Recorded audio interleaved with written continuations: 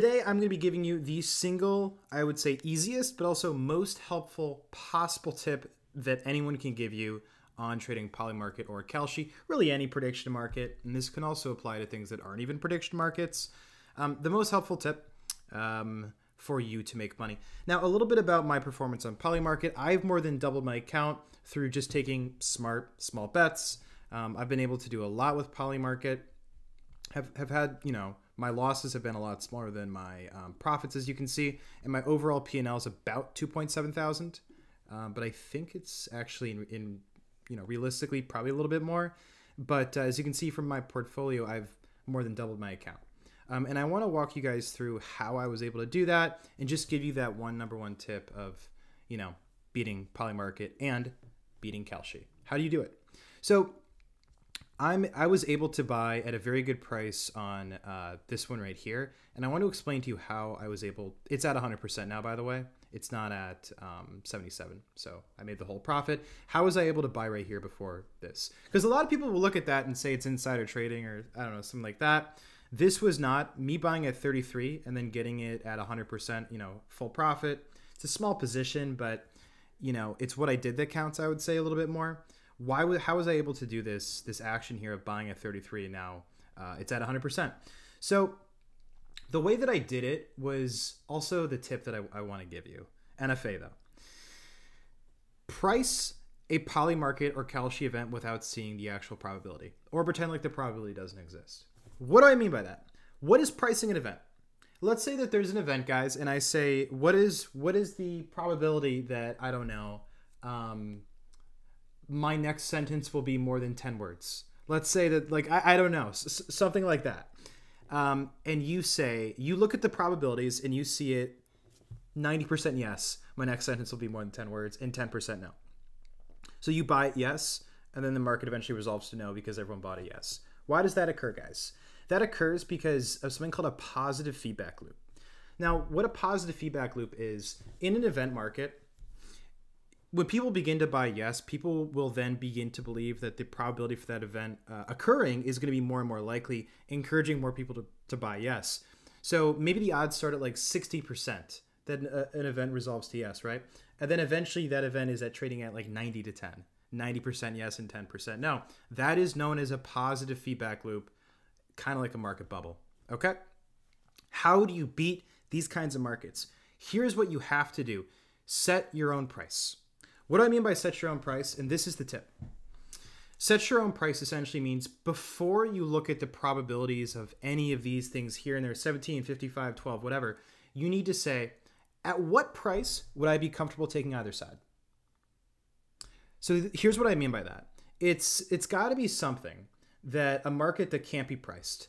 Now, a market that can very easily be priced, you cannot do this on. Sports markets, crypto price events, these are markets, guys, that you can't just assign a probability to.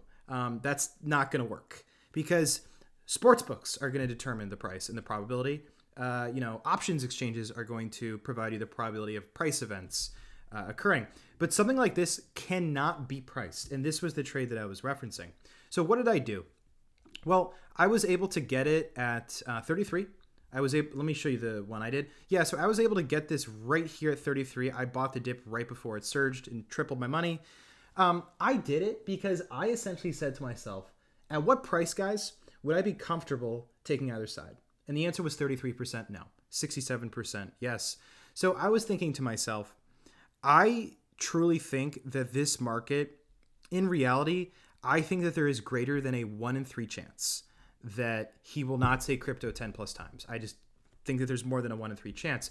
But what do a lot of people do? Well, what a lot of people do is what you see in every single event market, all the time. It happens a lot where essentially the market will start off, let's say around here at about 54% yes. Look what ends up happening.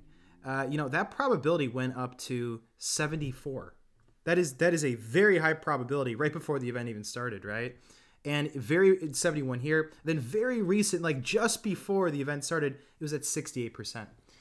Now, do you know actually how difficult it is to look at the odds at 68% and buy no at 32, 33%? It's difficult because you begin to think that, wait, maybe the odds should be like that. Maybe the probability that he says it actually is pretty low. He actually did say it 5+ times, but he didn't say it 10+ times. So as you can see here.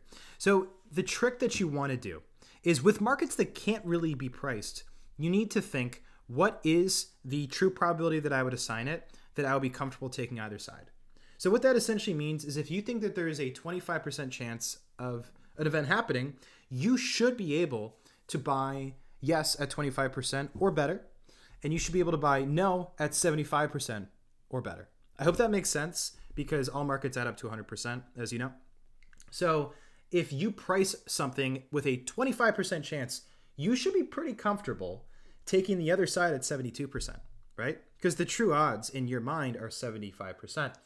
This isn't always going to work, but I would argue that using common sense and trying sometimes here and there to go against the crowd can be more profitable than you might think because you're exploiting these positive feedback loops where odds get set and then everyone just assumes that that's what the odds should be at, which really isn't the way that things work. Now, an easy way to see this is if you go to BetMore.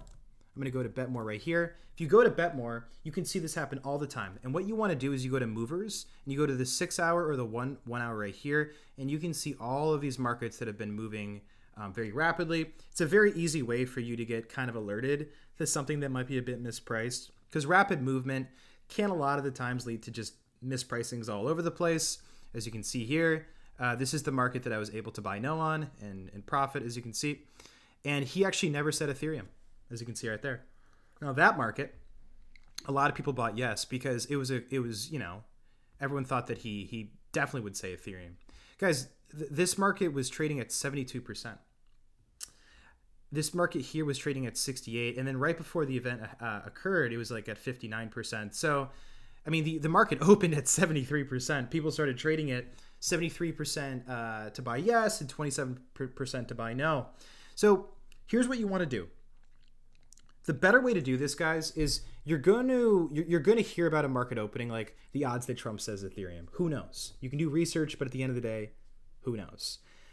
What you want to do is say to yourself, what do I think the true odds of this event occurring are? Before the event, without using 2020 hindsight, I would say probably, 40% chance that he says it, 60% chance he doesn't. And the reason, my initial reason for that is that he tends to be very repetitive. He doesn't really use a lot of outside vocabulary as much, words that he hasn't said before. He's a little less likely to say it. He has said the word Ethereum before, but it's just not in his repertoire. It's not a word that would probably come up. And not only that, there's another distinction that's really important. Look at this. Only a main speech made by him would count toward a market resolution. Q&As don't count.